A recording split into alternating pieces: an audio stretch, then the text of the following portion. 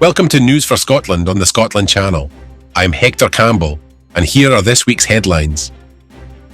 The UK's Office for National Statistics has confirmed that GDP per head in Scotland now outstrips almost all of England, with Edinburgh's economy having surpassed London's in GDP per head of population. ONS figures also show that Scotland's GDP, gross domestic product, per capita, is the fastest growing in the UK. This is despite Scotland's revenues continuing to support investment and infrastructure projects in England's southeast over the decades since oil was first discovered in Scottish waters in the 1960s and underinvestment by the UK government north of the border. KPMG, one of the big four accounting firms, predicted in its latest European Economic Outlook that Scotland would see GDP growth of 1.2% in 2026, compared to 1.1% for the UK as a whole. It also predicts Scotland will overtake GDP growth in France and Germany too. These figures contradict unionist parties and their compliant mainstream media, which are continuing to convince many Scots that Scotland is too small and too poor to be a successful independent country like Norway, Denmark or Ireland. What these figures prove is that the Union is holding Scotland's growth and well-being back, commented the campaign group Believe in Scotland. Scots are beginning to see through the propaganda, said the group, which said that Scotland has a naturally strong economy, even when undermined by the failing UK. Scotland's innovations and resources are driving the UK economy, a fact omitted from unionist broadcasters like the BBC, STV and GB News. For example, Glasgow is at the centre of innovation in world life sciences and is the largest satellite manufacturer in Europe. Edinburgh is a global driver of fintech, with a cluster of firms producing cutting-edge products and services. Aberdeen is the capital of the renewables industry in the UK. Dundee is the video games capital of Europe, whilst the Highlands and Islands are home to innovations in wind energy production and the fast-developing tidal energy sector. Coastal Scotland is seeing the growth and use of marine plants in food and medicine, and rural areas are showing the way in terms of agri-tech and other food and farming initiatives. These strengths are coming through in the figures that show Scotland's GDP, gross domestic product, per capita, is the fastest growing in the UK. Since 2007, GDP per person has grown by 10.5% in Scotland, compared to 6.3% at a UK level. GDP per head in Scotland now outstrips almost all of the other areas of England, Wales and Northern Ireland, though it is still behind London, which has had trillions of pounds invested in it by successive UK governments, a significant amount of which has come from Scottish revenues collected by the UK English Exchequer. Scotland has also been the top destination for foreign direct investment in the UK outside of London for a decade, new research has found. Figures from EY, formerly Ernst & Young, another of the big four accounting firms, showed that in 2024, Scotland attracted about 16% of foreign direct investment into the UK, with Glasgow becoming the most popular Scottish city for investment for the first time. EY further reported that 25% of the global investors planning to establish operations in the UK next year expect to choose Scotland. This is despite the fact that Scotland is not treated as a partner by the UK. It has 3% of seats in Westminster, where the House of Lords is the biggest house and where most members are appointed for opaque reasons and have little understanding of Scotland's needs. London sucks money out of Scotland, says Believe in Scotland. It makes policy in areas like international trade deals and immigration without consulting the Scottish government. The UK has damaged Scotland's exports with a misguided Brexit that was forced on the Scottish people against their democratic will. An independent Scotland could make policy to suit Scotland's interests, and in a way that means Scotland's people can benefit from our innovation, resources and economic strength. Scotland will not just survive, it will thrive as an independent country, said the group. The oath of allegiance to English King Charles III is offensive and meaningless, according to Graham Smith, CEO of anti-monarchy campaign group Republic. All the oath does is force MSPs to lie in order to take their seats, he added. Republic have joined calls to drop the oath of allegiance to King Charles at Holyrood, with SNP MSP Kevin Stewart having submitted a motion calling for the oath to be dropped, saying that MSPs should pledge allegiance to the people of Scotland and not an unelected monarch. Republic most recently staged demonstrations in Holyrood in July as the King and Queen Camilla arrived for the beginning of Royal Week, including disrupting a garden party being hosted by King Charles at Holyrood House Palace by unveiling a large sign reading "Not My King" on a hill overlooking the grounds. Smith said MSPs were there to serve the people of Scotland, not a billionaire who represents the worst of British history. It should be a no-brainer that in a democracy, our elected politicians should swear allegiance to the people and to uphold the Constitution. The reality is that MSPs are there to serve the people of Scotland, not an English monarch, a billionaire who represents the worst of British history. Smith added, with Grenada ditching the oath and Jamaica well on the way to becoming a republic, now is the right time to ditch oaths to Charles, in Holyrood and right around the UK. Our Republic, a pro-republic campaign group based in Scotland, has also supported calls for the oath of allegiance to be dropped in Holyrood. The group said, elected representatives should not be required to pledge allegiance to an unelected head of state, as it called on MSPs to continue the tradition of challenging the oath following next year's Holyrood election, when MSPs will have to be sworn into the Scottish Parliament again. Scotland has a long history of the concept of sovereignty of the people and rule by consent dating back nearly 1,000 years to the Declaration of Arbroath. This proud tradition should be restored by a new oath for our parliamentarians and ministers, showing their allegiance to the people they were elected to serve. Not a distant, unelected monarch, said a spokesperson. Scottish consumers will continue to pay up to double the energy bills English consumers pay because the UK government has rejected calls for zonal pricing, says independence campaign group Believe in Scotland. Scots are being swindled by UK energy policy. A fairer system that would have made electricity cheaper in Scotland, zonal pricing, could have fixed that, boosting Scotland's economy at the same time. But the UK government has just ruled it out. The UK Energy Secretary Ed Miliband decided it was too politically difficult to make energy cheaper in Scotland, where more than a quarter of all the UK's renewable energy is produced, than in London and the south of England. The UK government's decision means that Scotland will continue to pay more so that England can pay less, whilst Scottish businesses are constrained by having to pay the highest energy bills in the world. We effectively already have a system of zonal pricing, one where most Scots' homes and businesses pay far more than those in England. That is despite the fact that Scotland is a net exporter of electricity. There is no independent country anywhere in the world which is in a similar situation to Scotland. Last year, Scotland produced more renewable energy than the entire amount of electricity that the country used. This energy is cheap. The wind belongs to us all. All that is needed is a turbine and connectors. Yet households and businesses in Scotland are made to pay astronomical bills, said Believe in Scotland. Scottish bills contain a hidden subsidy to England and a chunk of profit to the private firms which own our energy system, sold off by the government in England posing as the UK.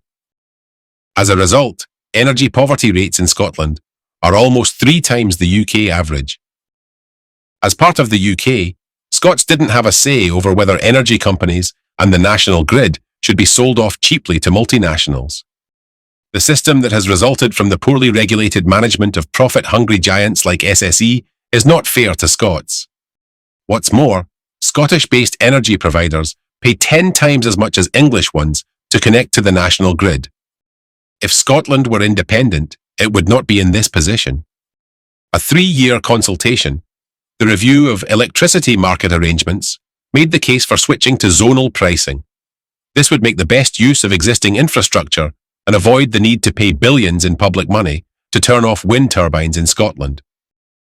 Zonal pricing is supported by Octopus Energy, OVO, the National Energy System Operator, Citizens Advice, the Social Market Foundation, the Resolution Foundation, the Energy Systems Catapult, Jonathan Brearley, Ofgem CEO, the Regulatory Assistance Project, Tech UK, E3G, the Association for Decentralised Energy, Gresham House, and Statera Energy, among many others.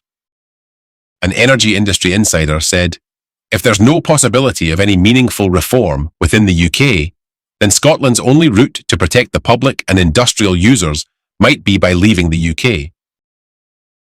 The sale of a Perthshire estate for £145 million has again raised concern over the transparency of land ownership in Scotland. The 5,530-hectare Griffin forestry estate in Aberfeldy was sold to a partnership including the UK investment firm Gresham House in July, in what land reform campaigners believe is one of the most expensive rural estate acquisitions ever. Campaigners claim that Gresham House's acquisition of the estate means the firm is now likely the second largest landowner in Scotland. The partnership of firms also included the international investment firm Searchlight Capital Partners, a Cayman Island partnership, and Gresham House Forest Fund, a Scottish limited partnership, whose partners include City of Cardiff Pension Fund and Swansea Council Pension Fund. Griffin Forestry Estate comprises the Griffin and Maness estates and was sold to Julia Hands around 20 years ago. A wind farm was then constructed. In 2012, she gifted the estate to her husband, Guy Hands. It was then put on the market in 2023 for offers over £130 million. Dr. Josh Doble, Director of Policy and Advocacy for the campaign group Community Land Scotland, CLS, said the sale of the Griffin Forestry Estate to Gresham House Fund is another concerning example of land ownership in Scotland concentrating into the hands of anonymous corporate investors. These opaque ownership structures have allowed Gresham House, as the apparent umbrella entity behind this purchase, and many others, to repeatedly publicly deny that they are a significant landowner in Scotland, he said, adding that the sale also sets a remarkable and quite unbelievable precedent that an average-sized Highland estate can sell for astronomical sums. The sale is completely removed from the reality of many Highland communities who are in dire need of investment in local housing, travel infrastructure, and local services.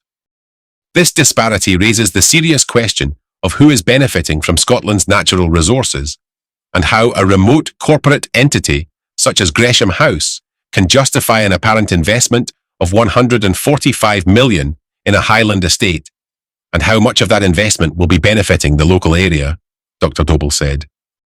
The £145 million sale price of the Griffin Forestry Estate would mean the land was valued at more than £26,000 per hectare. CLS added that Gresham House have just fundraised £375 million for its forestry investment fund, adding that it demonstrates that industrial forestry, along with wind farm leases, is highly profitable, but the sector still benefits from subsidies and tax breaks. The rationale for such seemingly generous handouts to wealthy corporate investors seems unclear. If the government is seeking to incentivize trees being planted, regardless of their type or wider benefit, then it seems the buoyant industrial forestry market should be enough of a driver without handouts from the public purse, Dr. Doble said. The campaign group have urged the Gresham House Forest Fund to work closely and meaningfully with the local communities about their plans for the Griffin estate, as well as what benefits from their ownership will be shared with the local people. Dr. Doble said, "It's time for a serious conversation about who owns Scotland's forests and who stands to benefit. The Land Reform Bill, which is currently in Parliament, will provide some transparency over sales such as this, and potentially allow for the breaking up of an estate such as Griffin into smaller parcels. But," said Dr. Doble, "there should be public oversight over who the end purchaser is. Ownership of land by pension funds from around the UK and offshore firms in the Cayman Islands will not mean land is owned to meet public priorities, local community needs, or local economic development," he added. Jeremy Corbyn's new party, provisionally called Your Party, would be a Scottish operation in Scotland, he said, during an appearance at an Edinburgh Festival Fringe event at the weekend. But it's still unclear whether Your Party in Scotland will be truly autonomous or simply a branch of the English-based party with Scotland in the title, like so-called Scottish Labour. During the event on Saturday, which was hosted by musician Callum Baird, Corbyn promised that Your Party would not be top-down. I don't see it as a conventional political party. I see it much more as a community base of political activities, Corbyn added. Asked about his stance on Scottish independence, Corbyn said, Scottish people have a right to decide their own future, and that he would back another referendum if it was requested. Police Scotland is considering using live facial recognition technology, which critics have warned would represent a radical departure from the notion of policing by consent. Forces in England and Wales have already started using facial recognition, which they claim is to reduce crime. But the police have come under increasing criticism amid concerns that Britain is fast becoming a police state, with officers arresting people under terrorism charges for simply wearing pro-Palestine t-shirts as part of Starmer's controversial crackdown on protests over his support for Israel's ongoing genocide in Gaza. SNP members have put forward a motion on the issue, which is set to be debated at the party's October conference in Aberdeen, which calls on Police Scotland not to invest in the technology, which they say should not be allowed in Scotland without primary legislation passed by the Scottish Parliament. In April, Police Scotland, along with the Scottish Police Authority and the Scottish Biometric Commissioner, said they were seeking opinions from the public on the use of live facial recognition. The force launched a survey seeking the views of people on the use of the technology and stated that it was not a consultation, but rather an ongoing public conversation. Scottish Labour MSP Jackie Baillie met with a private healthcare firm to discuss providing eye care services for Scotland's NHS. The Scottish Parliament lobbying register shows that Baillie, who is her party's deputy leader and health spokesperson, met with representatives from private healthcare firm Newmedica in April. Newmedica, which is owned by Specsavers, has partnered with NHS trusts in England to provide eye care services like cataract, glaucoma, and macular treatment. It now appears to be looking to expand into Scotland. Critics are concerned that the duty of private firms is to make profit, not provide health services. When the private sector becomes involved, there is a pressure to cut costs to maximize profit, whilst taxpayer money ends up going to private shareholders rather than frontline services. The SNP have urged English Labour's Scottish branch leader, Anas Sarwar, to come clean about the party's increasingly murky links to private healthcare firms, highlighting research, which found that Scottish Labour MPs have received nearly £200,000 from donors linked to private health firms. The UK civil service forces Scots to classify their Scottish qualifications as other in job applications that emerged this week. Applicants for civil service jobs across different UK government departments are asked to enter their school qualifications and are given a drop-down menu to help them classify these. Menus include options for English qualifications, such as GCSEs, as well as Scottish vocational qualifications, but not Scottish qualifications like Highers. An applicant who did not wish to be named and who is currently applying for civil service jobs said that it made him feel marginalised by the system. He said, "It undercuts the whole union of equals rhetoric. Unless you're playing by the English education system, you're going to be an other on this island." Scottish Minister for Victims and Community Safety, SNP MSP Siobhan Brown, who represents the Ayr constituency, will officially open Scotland's newest independence hub in Prestwick tomorrow, Saturday. More than 20 volunteers from the local Ayr, Prestwick and Troon community have been involved in the hub project, which has been funded entirely from donations.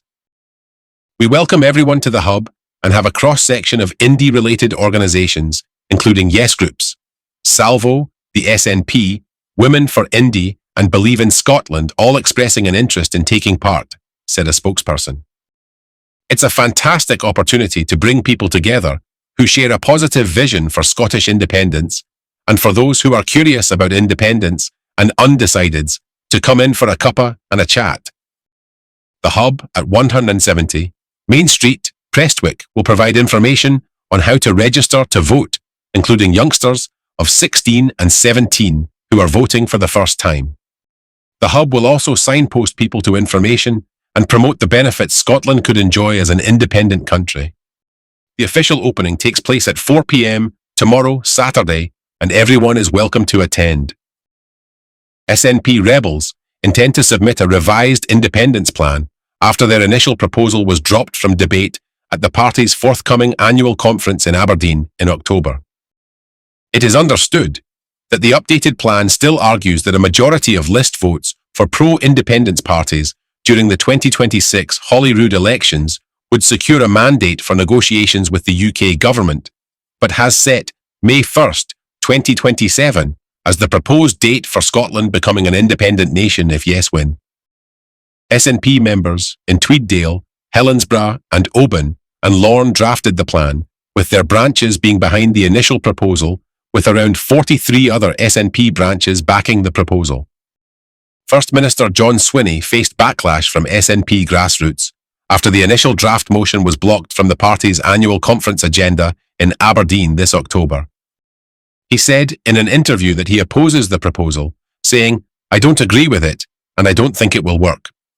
One SNP member told a newspaper, "John Swinney said he would listen to members. He hasn't. If there's a disagreement, conference should decide. Blocking debate ignores party democracy."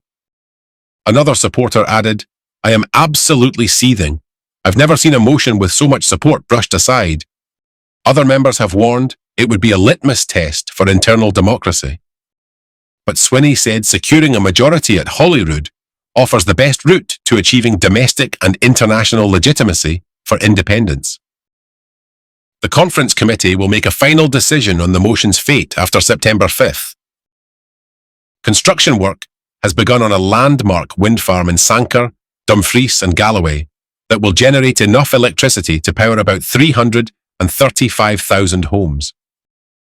The Sanker 2 community wind farm will become the UK's fourth largest onshore wind farm when it becomes operational in August 2026, according to developers CWP Energy.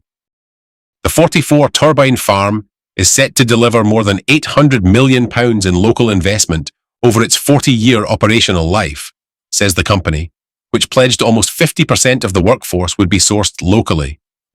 However, critics are calling for a moratorium on all further wind farm developments in Scotland until there is a national strategy drawn up to ensure any new developments benefit local communities and are not random. Campaign group Believe in Scotland has announced it will be holding a rally for independence in Edinburgh next year. The event, called Let's End London Rule, will take place on Saturday, the 28th of March 2026, with thousands expected to turn up. With the next Holyrood election less than a year away, we want to keep independence at the heart of the national conversation, said a spokesperson. The aim of the event is to build momentum and show Scotland that the movement for self-determination is alive, positive, and preparing to win. Back in September 2023, thousands joined us in Edinburgh to showcase the independence cause, and attendees told us we reignited the Yes family spirit of determination and optimism. In March 2026, let's bring that same energy back, said the group, which added, "This is your chance to march side by side with people from across Scotland and send a clear message. Scotland's future will be decided in Scotland, not in London." Scotland's voice is continually omitted from Anglo-British mainstream media in order to preserve the union, which in reality has never worked in Scotland's best interests. The UK is not a country or a nation. It is an artificial political construct which serves only the interests of the entitled English ruling classes, which maintain the illusion of Britain as a single nation, which in reality is just England. That's why this channel and our weekly news show are so important in our attempt to break the stranglehold mainstream media has over Scotland and allow Scotland's real story and its real position in the Union to be told. If you believe in the right of Scots to determine the future of their own country, a decision which can be taken only when they have all the information, not just the censored and skewed output of channels like the BBC, STV, and GB News, then your support is vital. Subscribe to the Scotland channel now and tell friends, family, and work colleagues about us. Without your support and significantly increased audiences, we won't be able to continue providing Scotland with a news show that tells you what's really happening in Scotland, not what London says is happening here. Please also consider donating to the channel as we try to build our audiences, with a view to becoming entirely self-sustaining in future. That way, we'll be able to continue telling Scotland's real story. Thank you for your support, and thanks for watching.